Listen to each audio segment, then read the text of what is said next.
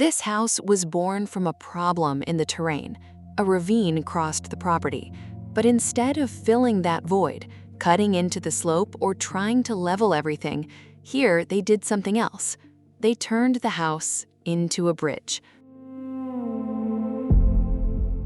That is powerful because it explains the form. It is not a bridge house as a visual whim. It is a bridge because the terrain demanded a response. There was a void, a drop, a difficult line across the lot. The Night Sounds Bridge House, created by HEDS architects in the United States, does not erase the ravine. It crosses the ravine, like a bridge.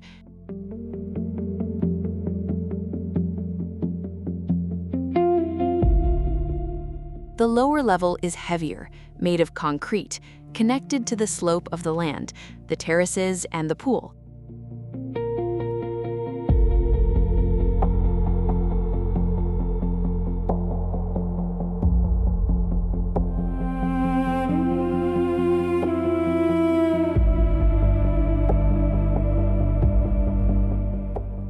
The main floor extends over the ravine as an elevated bar. This is where the main spaces of daily life are located, such as the living room, kitchen, and primary suite. The house places these spaces at the height of the tree canopies, suspended between the slope, the sky, and the depth of the terrain. So the house has two clear behaviors. Above, it is light, metallic, and suspended. Below, it is heavier and connected to the earth. This duality is the visual key of the house. The upper volume belongs to the trees.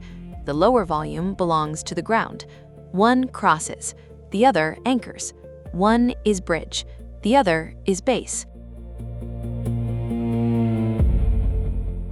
That is why living here is not just about having a view. The house turns the act of crossing the terrain into an everyday experience. You are not only looking at the ravine, you are above it. Domestic life happens in the middle of the void, between trunks, canopies, and landscape.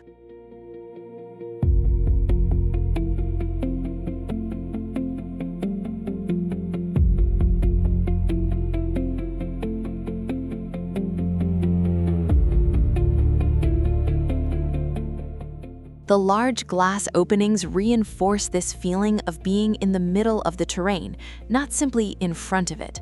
On one side, the view drops down toward the ravine. On the other, it meets the trees, the sky, and the more distant landscape.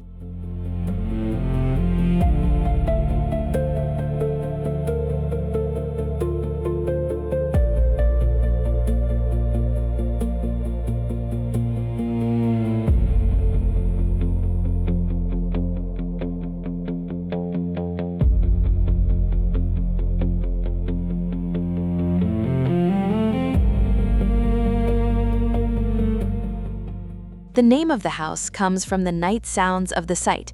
The architects recorded owls and frogs at night, transformed those sounds into graphics, and used that rhythm as a reference for the metal ribs of the facade. It is not literal. You do not see owls, frogs, or musical notes drawn on the house. What appears is an abstract pattern in the Corten, as if the sound of the night had become texture, rhythm, and relief in the metal skin. The Corten also speaks to the terrain. Over time, it develops an oxidized color, close to the tones of the local clay.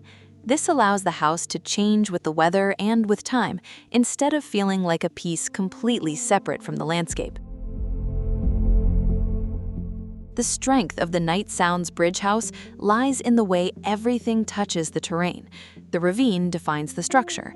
The trees define the height of the experience.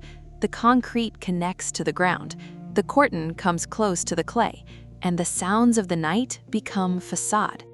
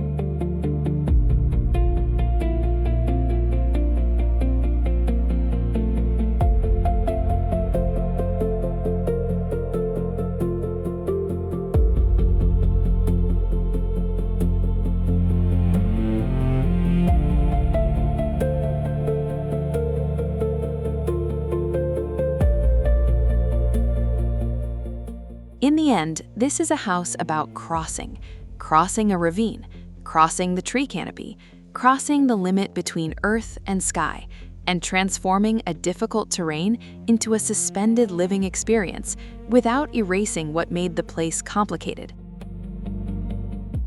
It shows that a house does not need to simply rest on a site. Sometimes the most interesting gesture is to connect two edges, to let the void exist, and to make the landscape itself become the structure of the architecture.